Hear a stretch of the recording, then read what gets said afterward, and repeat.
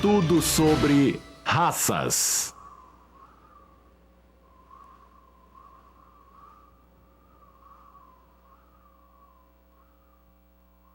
Latinos são desajeitados, preguiçosos. Polacos idiotas. Mestiços? Não se pode confiar neles. Existem estereótipos raciais. Todos nós já ouvimos falar neles, nem que seja numa piada ou num sussurro. Irlandeses bebem até cair. Imigrantes legais. Eles são desonestos. Os brancos são racistas. Eles são burros. Mas quem nunca acreditou em alguma característica de um estereótipo? Quem nunca fez uma pressuposição sobre uma pessoa tomando por base o que chamamos de raça? É praticamente impossível fugir a isso. Todos somos vulneráveis a preconceitos. A maioria gosta de pensar em si mesmo como não tendo preconceitos, mas eu digo que todos temos uma predisposição a determinados grupos, em função da pouca informação que recebemos. Não é que sejamos pessoas más, nem que desejemos essa desinformação, mas é como a fumaça no ar. A inspiramos porque é o único ar disponível. No entanto, raça é mais do que simples estereótipos. Também é menos. Em 1998, a Associação Antropológica Norte-Americana declarou que o conceito raça não tem o menor valor científico. Atualmente, a maioria dos cientistas concorda que no mundo natural simplesmente não existem raças.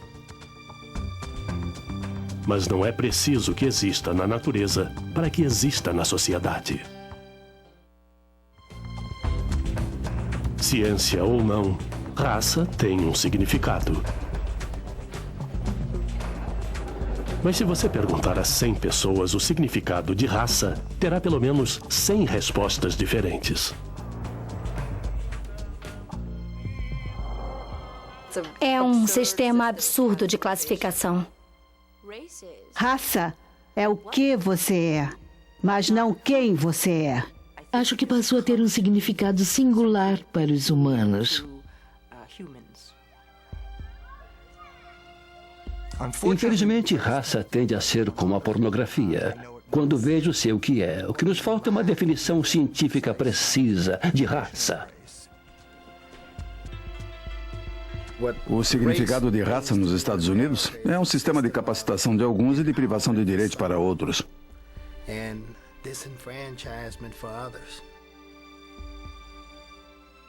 Isso não importa, porque todos nós somos pessoas e fazemos parte do mundo. Os cientistas afirmam que não existe raça. Mas vá dizer isso a alguém que já sofreu discriminação por causa da raça.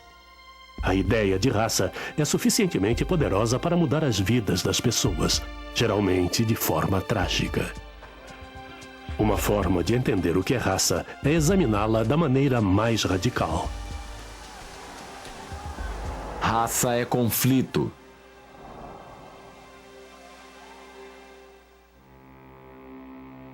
A violência do racismo é bem conhecida da família Dahmer, de Hattiesburg, Mississippi. Vernon Dahmer era um homem negro bem-sucedido no sul segregado. Ele tinha uma fazenda de algodão e dirigia uma pequena mercearia perto de sua casa. Nos anos 60, Dahmer passou a participar ativamente do movimento de direitos civis. Eu lembro quando eu era um garotinho de pé do lado de fora da loja depois de um dos ataques da Ku Klux Klan. Na noite anterior, eles haviam atirado nas janelas da loja. Isso acontecia muito frequentemente.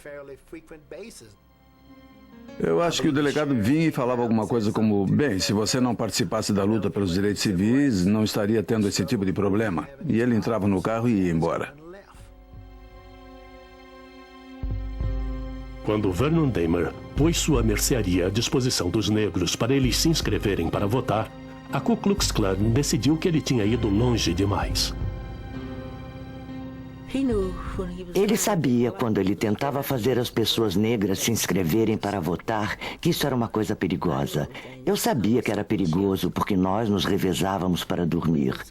Sabíamos que era preciso ter alguém acordado o tempo inteiro na casa, principalmente depois do anoitecer. Sabíamos que era perigoso. Enfrentar a realidade da raça exigia muita coragem em meados dos anos 60.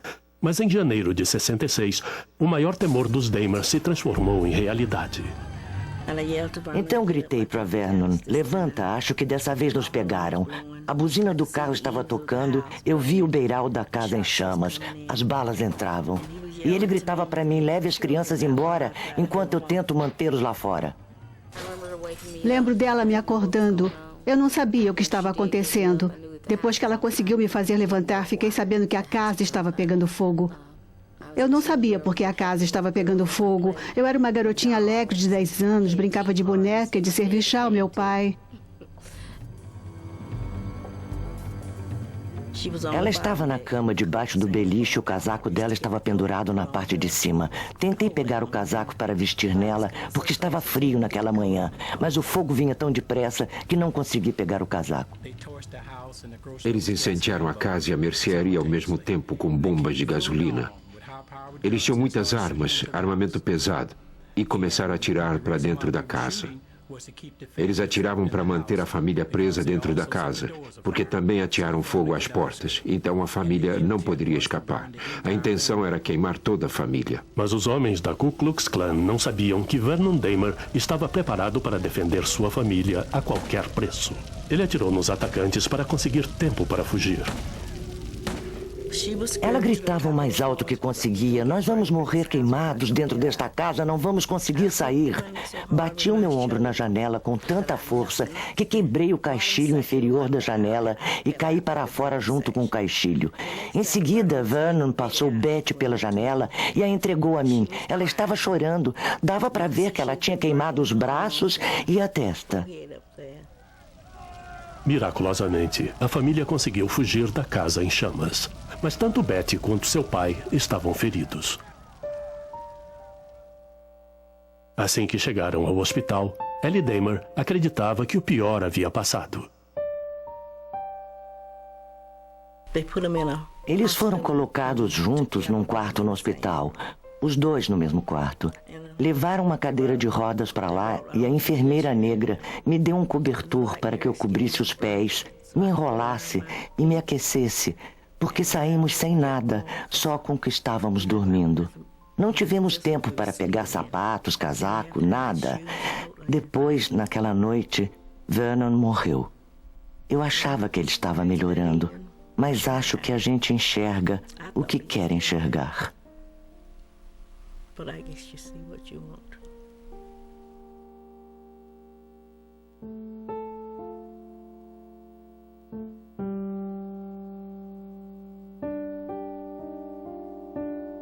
É uma ilustração viva do dano causado pelo racismo. Mas a história não termina em 1966. Um líder da Ku Klux Klan foi preso por planejar um incêndio culposo e o assassinato. Mas, um após outro, 4 júris brancos chegaram a impasses. A justiça foi negada durante 32 anos. Finalmente, em 1998, Sam Bowers foi considerado culpado de assassinato em primeiro grau por um júri de brancos, negros e orientais. O que aconteceu à nossa família é um exemplo de como a raça pode ser usada da pior forma. Primeiro, meu pai foi assassinado. Segundo, quando fomos ao judiciário, ele foi tendencioso por causa da raça, favorecendo alguém inicialmente. Não há como ter alguma vantagem. Então, raça tem muitas conotações. Algumas são muito boas, outras são muito ruins.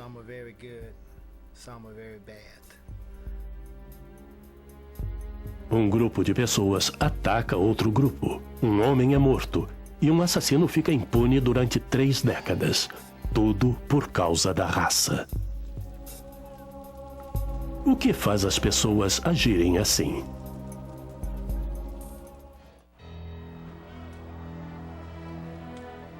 As histórias de violência racial não são incomuns nos Estados Unidos nem no mundo. O que pode explicar tanta brutalidade e injustiça? Será o racismo parte integrante da nossa natureza?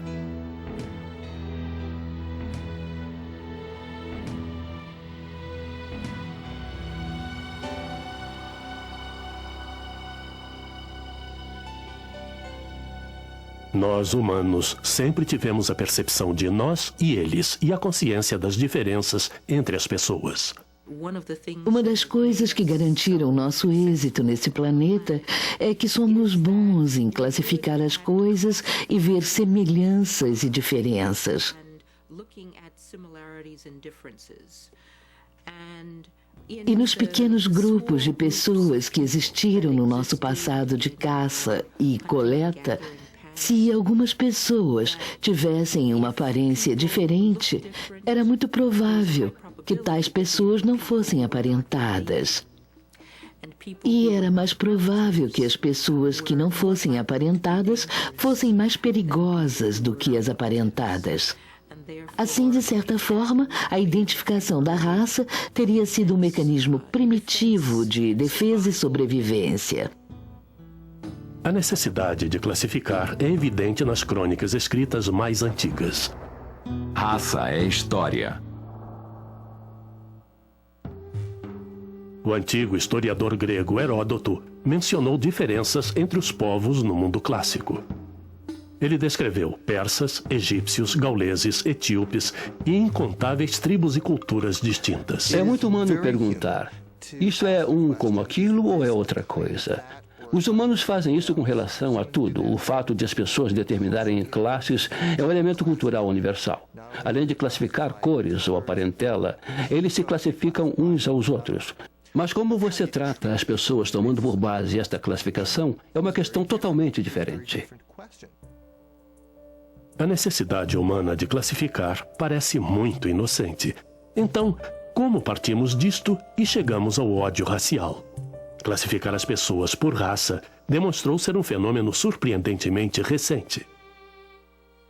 Quando a era da ciência irrompeu no século XVIII, ela inspirou um frenesi de classificação e nomenclatura.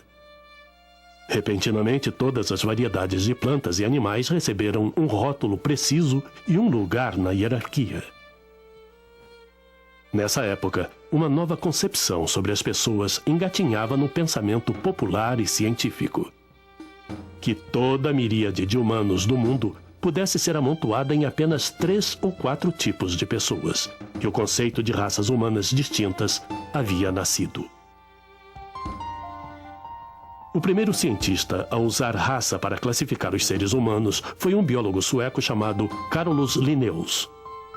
Em 1775, ele descreveu 5 raças humanas. Linnaeus não foi o primeiro a pensar nisso, mas foi o primeiro a torná-lo oficialmente científico.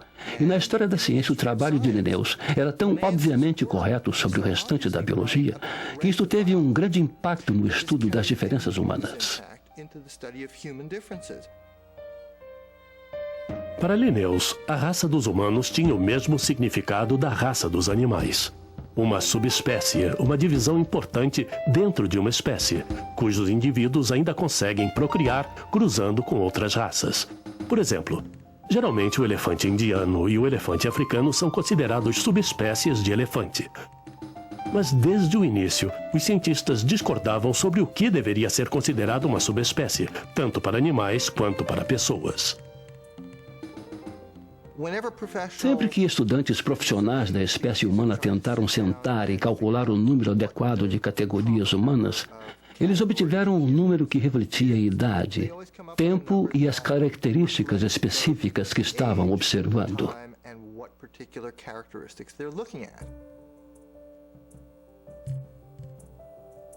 A ideia de que a espécie humana poderia ser classificada não por cultura ou idioma, nem mesmo geograficamente, mas por algumas características físicas arbitrárias, foi desde o início um conceito enganoso. Atualmente, a maioria dos antropólogos concorda que Linnaeus estava errado. Os humanos não podem ser razoavelmente divididos em alguns grupos básicos. Não existe um número pequeno de grupos dentro dos quais a espécie humana possa ser classificada na natureza. Na verdade, o que descobrimos é que existe um padrão simples que conduz a uma aproximação inicial. As pessoas são parecidas com as que estão próximas delas e são diferentes das que estão distantes. Isso não nos diz que existam 5 tipos de pessoas, 20 ou 50. O conceito de raça é oriundo de uma ciência falha. Mas isso significa que não existe raça? Com o passar do tempo, as pessoas têm se prendido ao conceito de raça, dando significado a ele. A ciência abandonou a ideia, mas a sociedade não. Como as categorias de raça foram basicamente inventadas, elas são uma mixórdia de nacionalidade, etnicidade e características físicas. Então não é de surpreender que ninguém nunca tenha apresentado uma lista razoável de grupos raciais. Tomemos o censo. Durante séculos, o censo nos Estados Unidos experimentou mais de 30 categorias raciais, mudando as escolhas a cada pesquisa. O problema do censo é fascinante. Quando ele começou, estávamos num estágio intelectual em que acreditávamos que as categorias culturais eram científicas, mas agora sabemos que eram categorias folclóricas.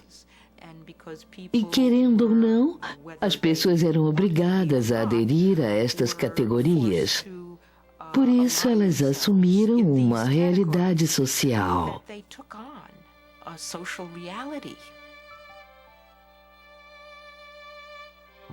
E, geralmente, a realidade social de raça é arrepiante. Porque, junto com a noção de raça, vem a ideia de que alguns são superiores e mais merecedores da vida. Raça é racismo. E assim começou a vil história do racismo. A chamada ciência da raça foi usada para promover todos os tipos de males políticos. No entanto, isso não tornou mais fácil definir as regras do jogo.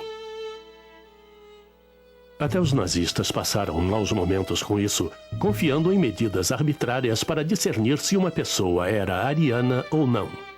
Os nazistas alegavam que feições faciais achatadas significavam que a pessoa era menos evoluída, mais parecida com um animal.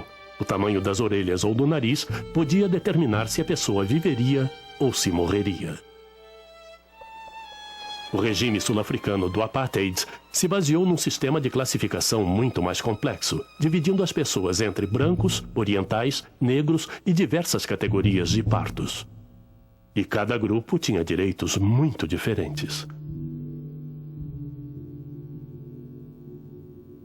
Nos Estados Unidos e em todo o mundo, o racismo sobreviveu na era moderna, deixando uma trilha sangrenta atrás de si.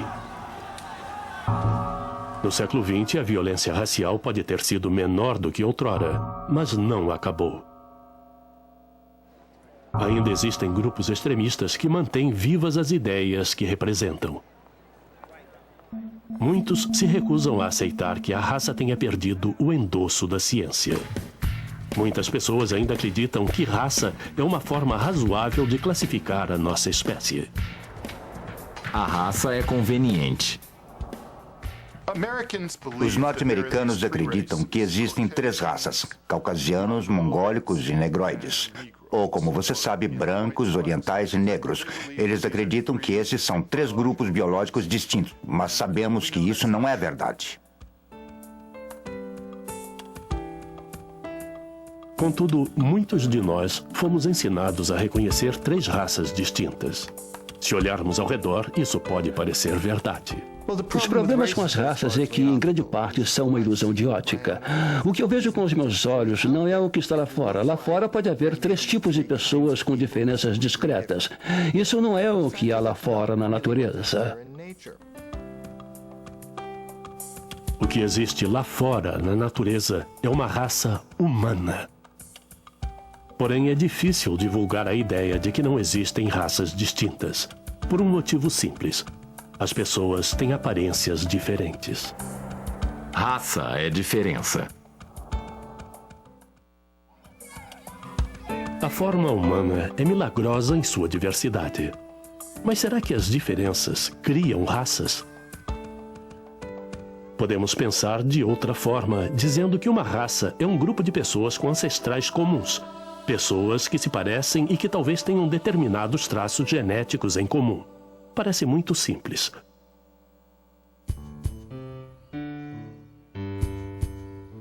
E se pegarmos um grupo aleatório de pessoas ruivas e as deixarmos numa ilha durante muito tempo?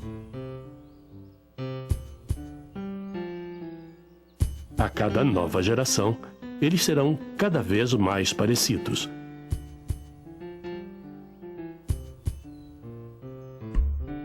Em breve, descobrirão algumas doenças e traços hereditários e combinações genéticas comuns. Tudo o que geralmente pensamos que constitui uma raça.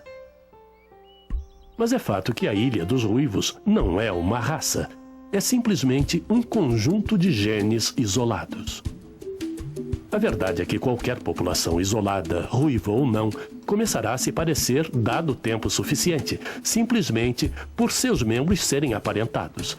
E este grupo terá uma aparência distinta da dos demais grupos. Mas realmente, qual o grau de diferença entre nós? A nova ciência da genética pode lançar alguma luz sobre a questão. Descobertas recentes mostram que os genes de cada um dos humanos são mais de 99% idênticos. Geneticamente, somos muito mais semelhantes do que a maioria das espécies. Por exemplo, os nossos parentes animais mais próximos, os chimpanzés, têm 3 ou 4 vezes mais variedade genética do que a observada em pessoas. Nos humanos, simplesmente não há variações suficientes para qualificar qualquer grupo como uma subespécie. Não reconhecemos a existência de subespécies na espécie humana. O motivo disso é que, empiricamente, elas não parecem existir. Se estudarmos a aparência dos humanos no mundo aborígene, não encontraremos grandes divisões entre as pessoas.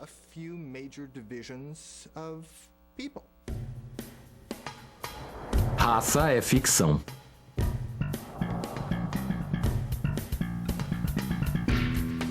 Todos nós somos Homo sapiens, uma espécie sem subgrupos. Isso é comum no reino animal. Muitas espécies não têm subespécies, o que não quer dizer que todas se pareçam. Existem gatos domésticos de todas as cores, todos exatamente da mesma espécie. O mesmo é verdade para os humanos. Atualmente, os cientistas acreditam que as diferenças humanas são apenas superficiais. As nossas aparências são distintas por 3 motivos básicos. Algumas características variam simplesmente devido a mutações genéticas ao acaso. Novos genes são introduzidos por conquista ou negociação. Acredita-se que outras diferenças sejam adaptações evolutivas ao meio ambiente.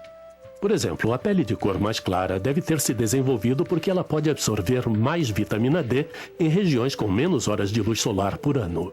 A pele escura parece proteger contra o câncer de pele em climas tropicais ensolarados. O cabelo anelado pode ocorrer mais frequentemente em climas mais quentes porque permite a dissipação de calor. Por sua vez, o cabelo liso parece ajudar a conservar o calor em regiões mais frias. Mas se as diferenças humanas se restringem à pele, como explicar a grande importância da raça no mundo moderno? Quando as pessoas são tratadas de modo distinto em função de diferenças insignificantes, a raça ganha sentido. A ideia de raça está profundamente enraizada em nossas culturas e psiques. Compartilhamos um entendimento popular do significado dessa palavra. Se pararmos as pessoas e perguntarmos de que raça são, elas não saberão do que estamos falando. A raça é inerente. Geralmente digo que sou oriental porque eu sou da China. Sempre que alguém me pergunta qual é a minha raça, eu digo que sou português. Eu não tenho do que me envergonhar. É óbvio. Então... Fico confuso. Muitas vezes acham que eu sou filipino. Acho que sou branco, europeu, norte-americano. Se é que alguém usa essa expressão. Eu sou metade chinês e metade vietnamita, mas geralmente eu respondo chinês, porque eu me identifico mais com essa parte da minha herança. A raça se tornou um conceito social e politicamente importante. Ela é usada para significar tudo: cor da pele, ascendência, cultura. Alguns especialistas estão tentando descobrir se respondemos fisicamente à ideia de raça. Será que a ideia de raça é tão arraigada que pode acelerar os seus batimentos cardíacos? Para ter certeza de que o nosso equipamento está funcionando bem, eu tenho que medir sua pulsação. Esta pesquisadora está medindo o estresse que uma pessoa experimenta quando confrontada ou ao ser tocada por um estranho da mesma raça ou de outra raça. Scott Rayner e David Rolock são os psicólogos da Universidade de Purdue que projetaram e estão realizando a pesquisa. Tenho muito interesse em questões relacionadas à adequação de pessoas de grupos raciais e étnicos diferentes. Nós dois nos interessamos sobre como esses fatores atuam em situações do dia a dia. Mais de 100 alunos afro-norte-americanos e brancos participaram da experiência. Eletrodos foram conectados a cada sujeito para detectar o estresse. Em seguida, um técnico entrava na sala. Olá, Joe. Meu nome é Troy. Esta pessoa sempre era do mesmo sexo do sujeito, mas nem sempre da mesma raça. A pesquisa encontrou diferenças significativas sobre como as pessoas respondem a estranhos de uma raça diferente. A descoberta mais notável foi a das reações de homens afro-norte-americanos. Enquanto homens negros apresentavam um pequeno aumento de estresse ao encontrarem um estranho negro, os homens brancos apresentaram uma resposta mais exagerada. Quando um homem branco era o sujeito e encontrava um homem negro, seu ritmo cardíaco aumentava quando a pessoa entrava na sala, mas se acelerava ainda mais do que com outras combinações. Depois, quando eles eram tocados por aquela pessoa, o ritmo cardíaco continuava a aumentar. Em geral, a alteração do ritmo cardíaco de homens brancos que encontravam homens negros superava 10 batimentos por minuto. 10 batimentos por minuto é uma mudança grande, especialmente considerando que a pessoa estava sentada, reclinada numa agradável espreguiçadeira, geralmente numa posição relaxada. Uma coisa que a pesquisa de Purdue mostra é que raça significa algo muito real para a maioria das pessoas. Raça é significativa, é evidente, as pessoas anotam. Nas últimas décadas tem havido muita discussão sobre daltonismo. A despeito dos méritos disso, simplesmente não é verdade. As pessoas percebem. Além de notar a raça, as pessoas vinculam ideias a ela. Ideias sobre o comportamento das pessoas. Eles são idiotas. Não se pode confiar neles. De onde vêm essas ideias? E por que são tão persistentes? Classificar uma pessoa com base em atributos do grupo simplifica o mundo. Lidar com a complexidade fica muito mais simples, porque, na verdade, a complexidade é reduzida a fórmulas. Todos nós fazemos isso. A polícia faz isso quando traça o perfil de suspeitos. A maioria dos estereótipos provavelmente tem poucas sementes de verdade, mas as sementes se transformam em ervas daninhas de ódio porque permitimos que se propagassem e saíssem de controle. Os estereótipos são uma forma traiçoeira de preconceito. Eles atuam de maneira sutil, através de insinuações e caricaturas. Muitas pessoas equiparam os orientais a estrangeiros. Bem, há duas coisas. Primeira, eles igualam raça à cultura. E segundo, eles igualam oriental a não norte-americanos. Se a pessoa é oriental, não é norte-americana. Muitos orientais norte-americanos comentam como as pessoas os cumprimentam. Se falam inglês ou perguntam quando chegaram de onde vieram. Parece que os latinos são vistos por alguns como selvagens nobres ou selvagens nobres conquistados. Por outros como esse tipo de vingadores ilegais sem documentos. Quando eu digo às pessoas que eu sou uma negra que não é negra, elas respondem de forma negativa. Dizem, mas você não é negra de verdade, apenas uma parte de você é negra e você nem parece negra. E, na verdade, eles não querem me identificar como negra. Eles acham que isso os deixa constrangidos e acham que existe muito racismo por aí e uma grande distância para os negros. Curiosamente, alguns estereótipos são impostos a todos os grupos. Quase todos os grupos raciais ou étnicos que encontrei, que tiveram alguma altercação com outro grupo numa sociedade, viram a si mesmos como mais dedicados aos valores familiares do que o outro grupo. E o outro grupo pode ter exatamente a mesma imagem simétrica. Acho que muitos negros têm uma imagem dos brancos, pelo que me contaram, como sendo mais frios, menos humanos, menos calorosos, menos intuitivamente humanos, talvez menos ligados à família. Se os estereótipos estão tão profundamente enraizados na nossa cultura e nas nossas mentes inconscientes, será possível fugir dessas tendências? Acho que precisamos conversar sobre as raças e que nunca poderemos atacar o racismo nem os problemas raciais se não conversarmos, se não observarmos, se não pensarmos e conversarmos sobre raça. E pensar, falar e observar as raças não significa ódio nem racismo.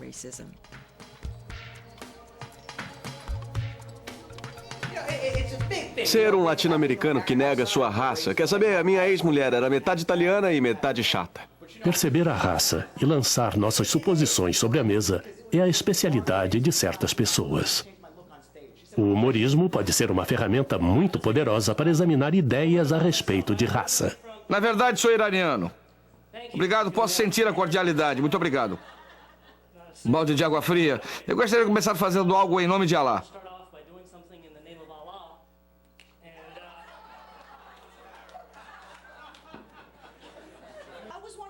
Eu queria ser jornalista âncora, entende? Meio como até eu fazer um nome. Depois eu passaria por aquela transformação latina, sabe? Aquela coisa cultural que sempre acontece. Esses foram os acontecimentos de hoje, na parte externa do Fórum de Los Angeles. Meu nome é Maria Picha Rodrigues Martinez.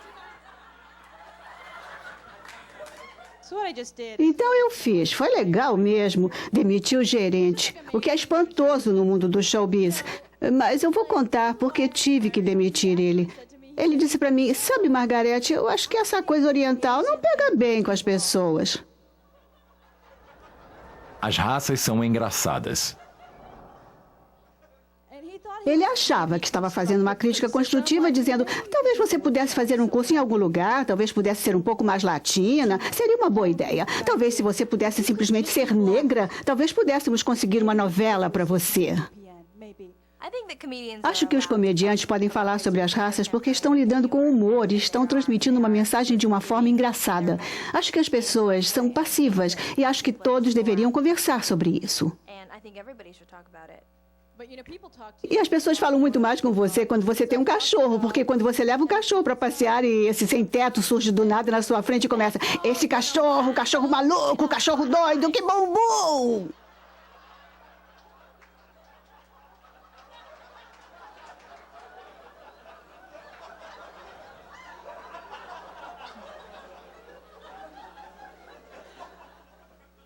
Provavelmente ele não teria dito isso se eu estivesse sozinha.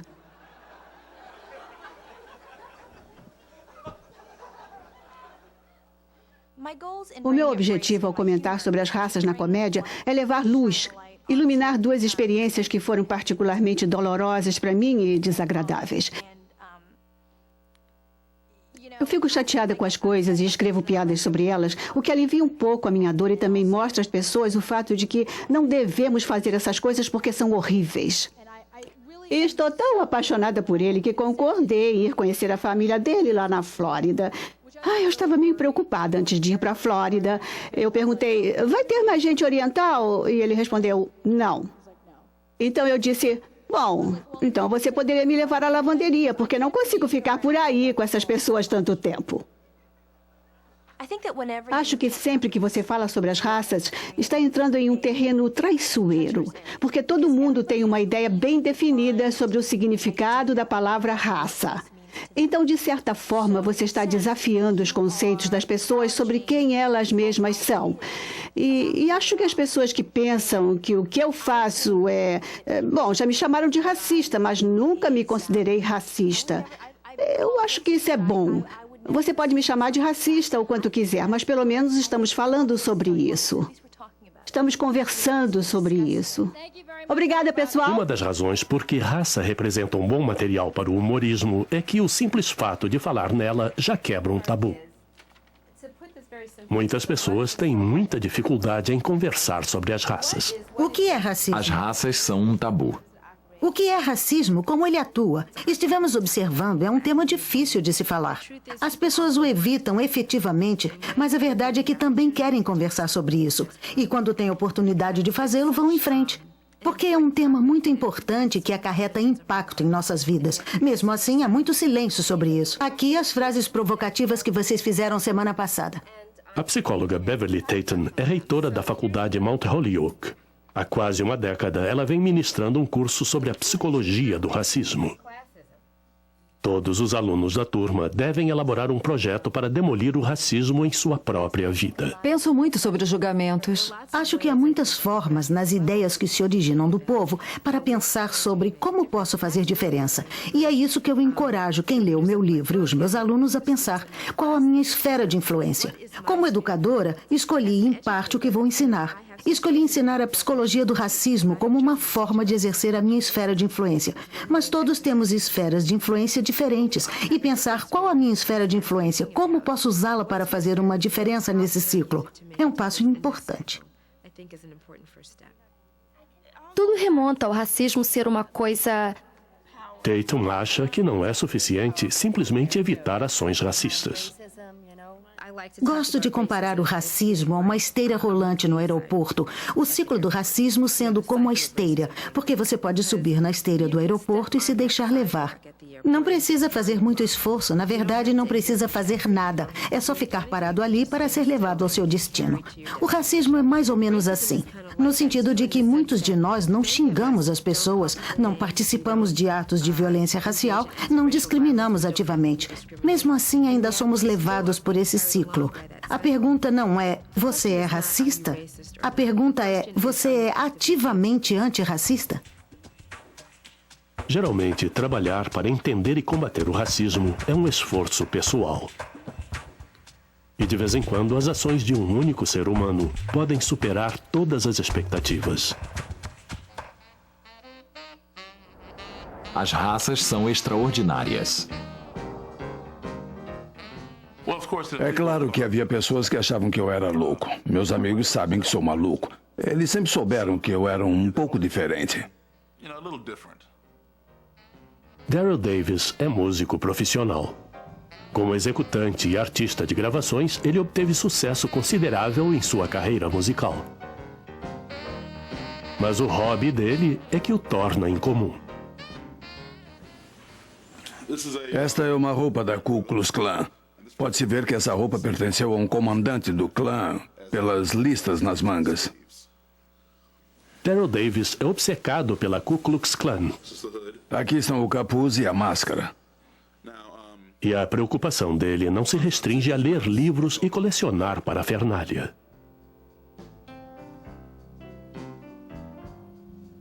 O relacionamento de Daryl Davis com a Klan começou há alguns anos, quando Davis encontrou um homem branco num bar onde ele estava tocando. Esse cara veio até mim e disse, olha cara, eu nunca ouvi um negro tocar como Jerry Lee Lewis. Então comecei a contar a ele onde Jerry Lee aprendera aquele estilo. Ele não acreditou muito, mas me convidou para uma bebida. Então sentei à mesa dele e tomei suco de uva do monte com ele. Ele disse, essa é a primeira vez que bebo com um negro. Aí eu pensei, nossa, isso é estranho. Então eu perguntei por quê. E ele riu entre dentes e o amigo dele falou, conta para ele, conta para ele. Eu disse, conta. E ele disse, sou membro da Ku Klux Klan. Comecei a rir porque eu pensei, sabe, esse cara tá me gozando. Mas não era nenhuma piada, e a partir daquele momento o fascínio de Davis pela Ku Klux Klan cresceu. Eu nunca tento fazer amizade com ninguém. Eu só procuro obter informações para tentar entender por que pessoas pensam assim. O que aconteceu foi que, para encurtar a história, eu descobri quem era o líder da Klan aqui no meu estado. Davis entrou em contato com o grão-mestre Roger Kelly de Maryland e conseguiu uma reunião com ele. Surpreendentemente, a reunião acabou sendo uma entrevista cordial de 2h30. Com aquela experiência, Davis deu início a uma odisseia bizarra contada em seu livro O Destino dos Relacionamentos da Ku Klux Klan. Ele passou vários anos entrevistando dúzias de homens da Klan e fez mais do que simplesmente satisfazer sua curiosidade. A coisa mais importante que consegui questionando membros da Klan é que enquanto você está aprendendo ativamente sobre outras pessoas, você está ensinando sobre si mesmo de forma passiva.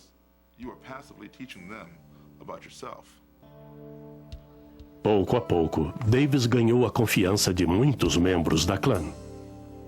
É praticamente certo que ele é o único negro que já foi convidado para as reuniões da clã. E tem mais, ele vai e fica nos bastidores com os líderes da clã.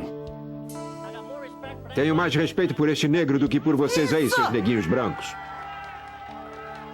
Com o passar do tempo, a cordialidade e a abertura de Davis levaram a algo que ninguém poderia imaginar. 11 ou 12 membros de diversos grupos da clã deixaram suas organizações depois de me conhecer. Alguns me deram seus trajes e capuzes, certificados de associação, medalhas, tudo. Tenho muito orgulho de ter essas coisas. O racismo é como um câncer. Ele precisa ser tratado quando os sintomas são descobertos, senão ele se espalha e é por isso que ele ainda existe aqui nesse país. Então escolhi tratá-lo à minha maneira e tive alguns resultados bons. No meu armário há trajes e capuzes de pessoas que mudaram e que influenciaram outras a mudar. Foi isso que fiz para melhorar o relacionamento entre as raças. O que você fez? Quantos trajes estão pendurados no seu armário? É difícil imaginar algo mais surpreendente do que um afro-norte-americano com um armário repleto de trajes da clã. Mas há uma coisa ainda mais inesperada que aconteceu nesta busca corajosa: amizade. Daryl e o grão-mestre Roger Kelly se tornaram tão próximos que, em 1997, Kelly convidou Davis para ser padrinho de sua neta. As pessoas falam, como você pode ser amigo de alguém que ainda está na clã? Eu eliminei o elemento racismo. Discordo das crenças deles. E é claro que se eles cometerem atos que eu desaprove, e se eu descobrir isso, eu não vou ser mais amigo deles. Mas se eles querem ter essas crenças, tudo bem. Quer dizer, todos nós temos crenças diferentes. Sabe, você pode ter amigos que aceitem o aborto. E você tem amigos que não aceitam o aborto. Mas você pode continuar sendo amigo deles independentemente de suas crenças. Daryl Davis é a prova de que os verdadeiros conhecedores do que chamamos de raça não são os cientistas, e sim pessoas comuns que lidam com isso em seu dia a dia. A verdade sobre as raças nunca será encontrada em nosso sangue, nem em nosso DNA. No entanto, onde a ciência para, a poesia vai até o âmago da questão. Raça é poesia. Trecho de Família Humana, de Maya Angelou. Eu observo diferenças óbvias na família humana. Alguns de nós são sérios, outros florescem na comédia. Alguns proclamam que vivem suas vidas com profundidade verdadeira. E outros alegam, não, eles vivem a verdadeira realidade. A diversidade dos tons da nossa pele pode confundir, aturdir, encantar. Somos marrom e rosa e bege e púrpura, castanho e azul e branco. Velejei pelos 7 mares e parei em todas as terras. Vi as maravilhas do mundo, mas ainda não vi um homem universal. Conheço 10.000 mulheres chamadas Jane ou Mary Jane, mas ainda não vi 2 que fossem exatamente iguais. Buscamos a prosperidade infinita, nascemos e morremos e mutilamos. As nossas diferenças são secundárias, no principal somos iguais. Observo as diferenças óbvias entre todos os tipos e espécies. No entanto, meus amigos, somos mais semelhantes do que diferentes.